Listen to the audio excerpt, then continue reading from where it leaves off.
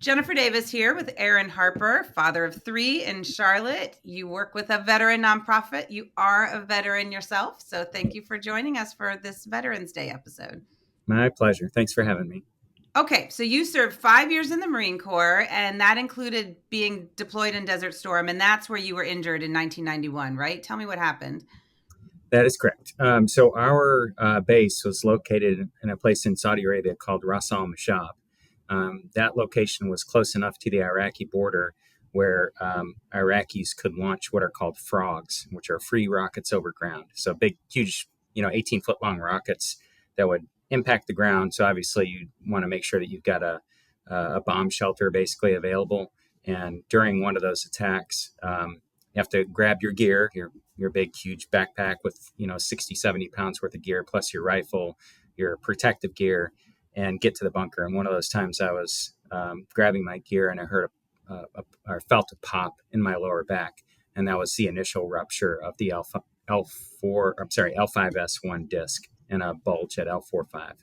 But you said at the time, there's not much you do. They handed you some ibuprofen and were like, try not to lift anything too heavy and keep on moving, right?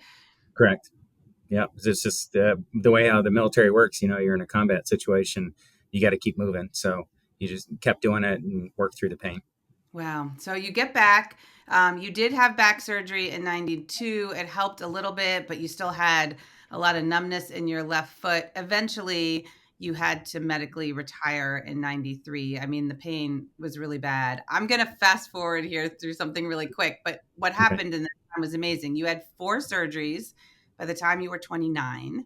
All of this was before you connected with VSI, but you had 4 surgeries, still didn't fix it, right? I mean, how bad was your pain? There was plenty of times where I was using a walker, cane, couldn't do anything, heavily medicated. It was a pretty rough time, frustrating time. And in terms of time, we're talking 33 years of pain. Yes. Um, And obviously being with VSI, that's certainly helped quite a bit. I'm sure we'll okay, so dive that's when it turned into around. it. But before we Yeah. get to the good part, Mhm. I mean, you were doing things. You were having surgery. You were taking narcotics. You were getting injections. What is it like for 3 decades to live with pain, to be trying to do things, to have nothing fixing it? I mean, what is that? It just must take not just a physical toll, but a mental toll. That's a significant issue that you raise around mental health, because veterans, typically if you've gotten injured or if you got medically retired or whatever, um, it's a challenge, particularly if it doesn't go away. So if you're constantly dealing with a state of pain, you grin and bear it and try to do your best and live your life, work and family and try to take care of all those things. But it takes a mental toll. It's depressing when you're taking drugs or you're getting epidurals or whatever procedures that you're having get done. Um, just takes a mental toll on you because you're just like, man, I just wish I could get out of this. For me, with the pain that I've been in for this last 33 years, a significant thing that I really need the most is to be able to sleep. And it's extremely difficult, as plenty of the patients here would know, how hard it is to sleep when you've got constant back pain. And then that depressive state that you can get into because you can't get out of that pain. And goodness, it's just, yeah, it sounds so hard. I mean, you were doing other things. You were a teacher, you became a dad, you're moving through life. Were you still holding on to hope that you could do something about it? Or had you lost hope and thought, well, this is just the way it's going to be? I had really assumed this is just the way that it was going to be, and then I would be cycling through, level 10 pain, and then drop down. Hopefully, be able to sleep when I could. So it was holding on to hope, but also I'm of faith, a Christian faith, and I've always prayed and always want to continue to move forward and be able to take care of my family. I think raising young children was also really frustrating as a dad. Like when your kid needs to be picked up and held. There were hundreds of times when I could not do that because my back pain was so significant. Wow. Okay. Well, you've clearly lived a life of service because in 2023, there was a car accident, you were nearby, you stepped in to help a Yeah. victim, you rescued someone, and then that worsened your back even more. So I know that sort of one night, 3 in the morning, you're Googling, like, what else can I do? Where do I go? Which I think is a moment I've heard a lot of other patients say they get to, where you're just like, what else can I do? Tell Yeah. me about that, middle of the night search, and what did you find that made you think there was something else to try? Well, I've done plenty of research over the years on spinal surgeries to try to figure out, what can I do? There was an offer um, through here in Charlotte. There was an offer that I could get the basically the TENS unit installed in my spine. Um, and the challenge there is I may not feel the pain, but I'm just masking it. So it's not fixing the problem. So there was that. There's additional tests on medications, an external TENS unit, physical rehab, therapy, all those kind of things. So And then spinal fusion. A lot of people other doctors had recommended a spinal fusion, right? correct. Yeah. So after that accident, and I could definitely tell something physiologically had changed with my nerves. There was something else that was taking place. It And, was impacting, you said, your leg and your foot? yeah, normally the pain I have is low back and then mostly on the left side of my left leg and the left side of my right leg. So that's the radiculopathy, neuropathy. Um, and then with this accident, and I felt that immediate impact when I was trying to move the patient out of the car, move the victim out of the car. I felt something on the right side or the inside of my left leg, and that was not normal. And then I started feeling more intense pain in my lower foot. So, in pain, trying to take medication to be able to sleep and to get the rest, can't sleep. And that's when that 3 a.m. phone call or 3 a.m. Google search came up. And I had been hearing about artificial disc replacement for years, but never knew that there would be a possibility for me to get it, particularly with the military insurance that I have. I don't know how long it's been since they've authorized that, particularly for lumbar disc replacement. I know that they do it for cervical and thoracic, but lumbar is a little bit more intense because of the amount of pressure that's on the lumbar spine. And even so, like Dr. Jazini recommended me or said I could definitely get a double level artificial disc replacement, L3-4, L4-5. But because of my military insurance, they would only authorize one single level disc replacement and then a fusion for the next one. So Okay. So you that, found your way to Dr. Ehsan Jazini, who we all yes. love at Yeah. VSI. Amazing, amazing spine surgeon. So you found him in that Google search. You go to VSI in Reston. You meet with him, and he says, I can do something. And so, right, he Yeah. recommended this hybrid. They do the fusion and the disc replacement. So your mobility isn't quite as limited, but it also is protecting the joints above, and below Correct. where they're working. As he lays this out, you've had multiple surgeries before. Was there anything that seemed different here? Did you, I'm going back to the hope. Did you think it would do much? What was your mindset as he's explaining all this to you? Well, I'm certainly not trained medically, but have spent a lot of time doing research on spinal issues and remedies. And my biggest concern in getting another fusion is the potential for another disc to blow. So you take it one disc out, fuse it, you just lost all the cushion and flexibility from that disc, which means the discs above or below now have to take that impact of whatever that other disc that had collapsed could take. So when I was getting recommendations from some areas neurosurgeons and orthopedic surgeons, they said, it's fusion. And I asked, I was like, what about lumbar disc replacement? And they said, yeah, we don't do that. I was like, well, don't do it. Okay, but what do you think about it? We just don't do it. And I was like, man, so why would I want to go in and get a fusion again and then wind up, a few years from now having to get another Needing one? it again. Yeah. I'm getting older and my body's not going to be able to handle it. So when I heard about VSI being able to do it and have been doing it for a long time, I just like I wish that I would have found them a long time ago. I wish, because they could have done my cervical artificial disc replacement. I probably would have still had to get a fusion in my L5S1 just because of the damage. But I just wish that I would have met them sooner, Dr. Jazini sooner. so that I could have gotten the artificial disc replacement, which would have, I believe, truly believe, that would have taken me out of pain a long time ago. Well, at least you got it now. You got it in April of 2024. Yes. Your recovery, after for someone who spent 3 decades in pain, your recovery to me seems like surprisingly fast. What did it feel like to you? Um, well, to go from having to be in a wheelchair from off and on between December of 2023 till the time of surgery, off and on in a wheelchair, using a walker, not being able to go to work, laying in the bed, rolling out of the bed, all those things. That was a significant challenge. And then, I show up on April 1st to rest in Virginia. Then I'm doing pre-op on the second, on the third, going to surgery. I think it was 4 or 5 hours worth of surgery. And out of the recovery room, they wheel you to your room to rest and recover.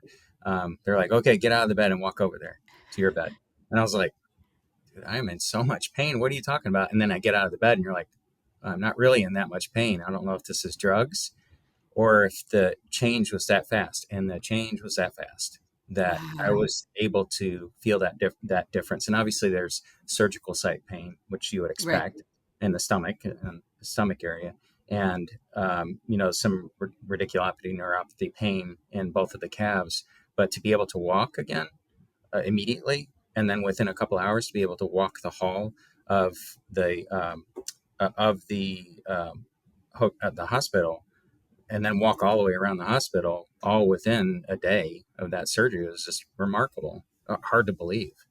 Okay, and I think what's also remarkable and hard to believe is what you've done since surgery. So, with you, cycling is a passion of yours, something that Yeah. you love. Within 6 months, you were back to cycling. Now, if I'm going to cycle, maybe I'm going to go a couple of miles. You did a Right. 30-mile ride.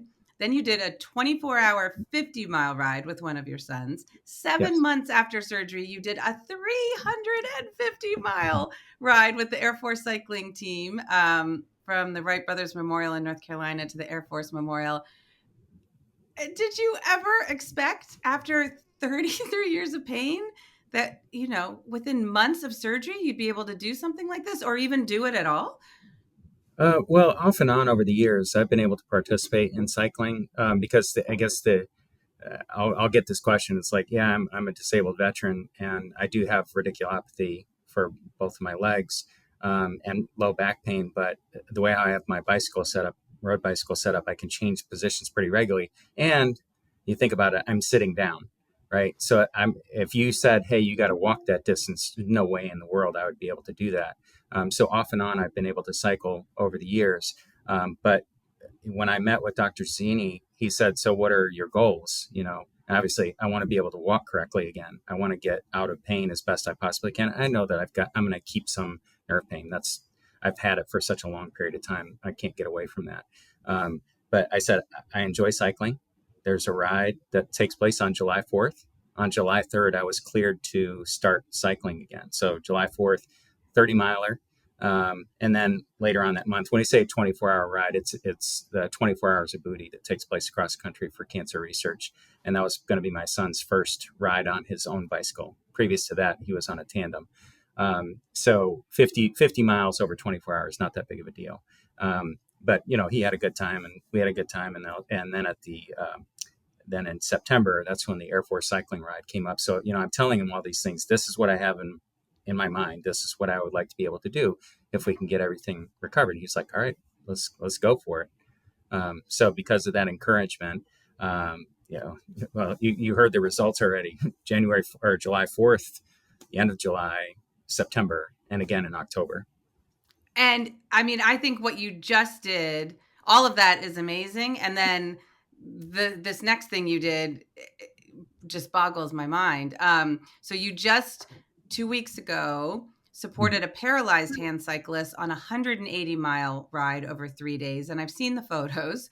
Right. I mean, what you're doing with your body to do that with this pole that connects you and how you're supporting that cyclist, it looks physically just unbelievably taxing. what was that like? And did you have pain doing that? Because that does pull your body in different directions too, doesn't it? It does, and uh, because of the type of surgery that I had, I know that it'll take a while for my nerves to recover from being stretched back into the position that they're normally supposed to be in. So, for being in pain from 1999, or well, really 33 years, but having that surgery in 99, and since then the discs for L23, L34, L45 have continued to shrink and collapse. The nerves were allowed to shrink just naturally on their own. So then when Dr. Jazini goes and repairs, he gets the disc spacing to what it's actually supposed to be. And in the process, those nerves get stretched out, which leads to pretty hefty level of annoying pain in both legs. But even during that, I didn't really have any issues with my back on that bike ride. You just push through it. And there's a big caveat in here too. I can feel my legs. And some of the folks that are cycling with us cannot feel anything at all. So I don't complain a single bit. I could not walk. I can now walk. I can't complain about that at all because three or four of the guys who we're riding with can't. So, it gives you a little bit of the, I don't know, humble pie. You can't complain about it. I have the opportunity to do this. I'm going to keep on doing it as long as I can. And thanks to BSI, I can do that no longer. Amazing. You can do stuff with your boys now too. I know you have three of them between the ages of 11 and 17, so there's probably a Mhm. lot that they want you to do. Sure. Do you feel like you're a different kind of parent now too? Yeah, I'll tell you, December to April was rough. I mean, no, we would normally take a spring break and we couldn't do it because of these issues. There was normal travel that we would do as a family. There was normal hiking and camping that we would do as a family. Just absolutely not. I just couldn't do it. And, the kids have sports, and there was a lot of times I was having to take my walker to be able to see a sport from a distance. So it was really frustrating. The kids, feel bad for me, and then they're also sad that their dad can't be right there on the spot. So the December to April was really really tough, and a lot of drugs, which makes you not want to do anything. So again, it's like uh, within 5 hours of Dr. Jazini getting his hands on me, here I am able to walk again. Amazing. We're doing this episode on Veterans Day. The rates of pain among veterans, and particularly back pain, neck Mhm. pain, joint pain, are extremely high. Not just because of the physical demands of being in the service, but also from injuries and accidents.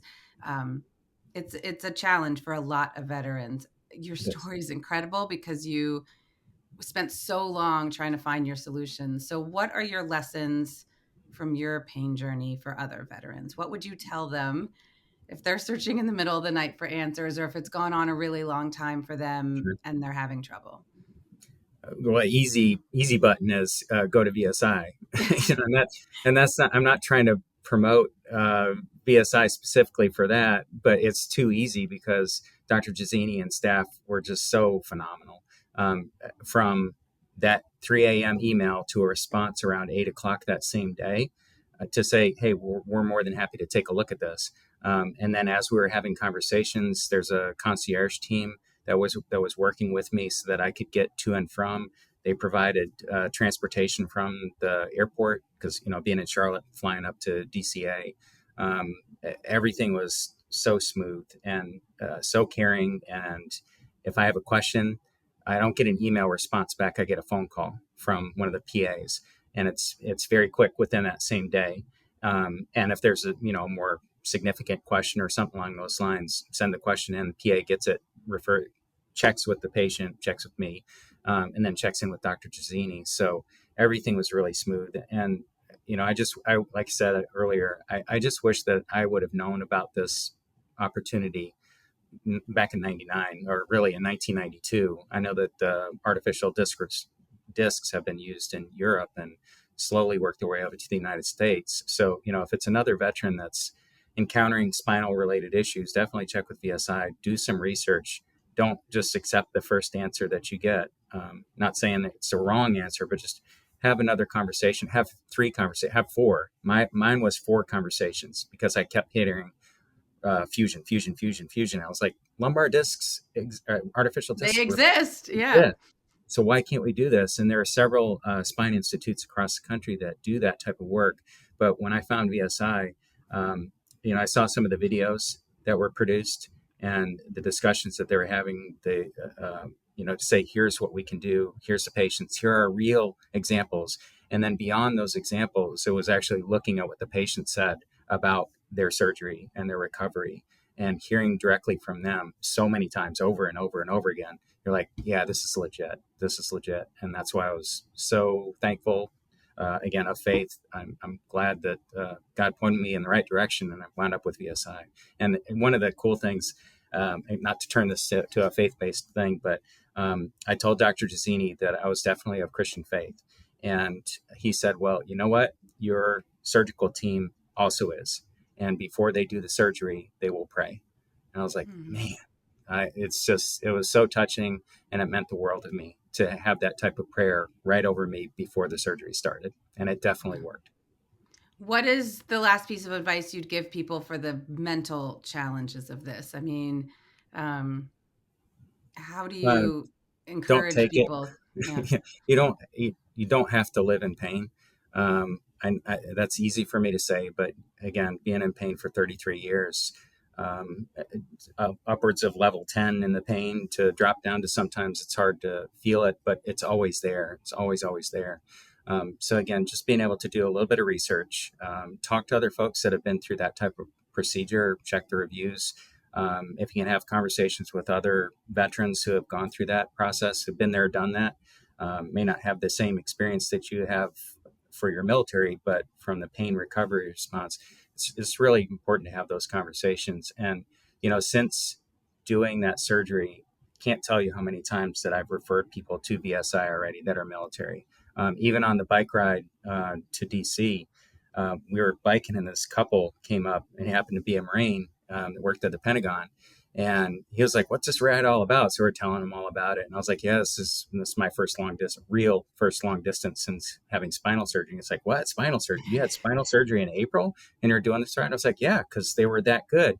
And he was like, "Man, I've got some L4, L5 disc issues." And I was like, "Look," and I showed him the picture of what the surgery looked like, what the artificial disc and everything. And I was explaining it to him, and he was just like blown away. And his wife was right there, and she's like, "Who did this? We have to know who this is because we got to get him taken care of because he wants to stay in the military. He wants to stay in the Marines." And you can't have that kind of stuff and stay in service because then you're not fully functioning as a Marine. That's why I had to medically retire. So it's like if I could really go back in time, I would have wanted an artificial disc replacement back in 1992, so then I could have stayed in the Marine Corps because that Yeah. was my goal in life. So, again, encourage people to get out there, do some research, look at the various spine institutes. Obviously, I'm a big fan of VSI, first and foremost, and have some conversations. Your story is amazing, Aaron. Yeah, it's really something. I hope all the veterans out there who are struggling find their way to it to hear it because it's extraordinary. Um, And I'm Happy to just talk so to anybody happy about for it. you. Yeah, I'm just Well, so thank you. happy for you to be Yeah. not in the pain that you were in. It's really incredible. So thank you for Well, sharing it with us.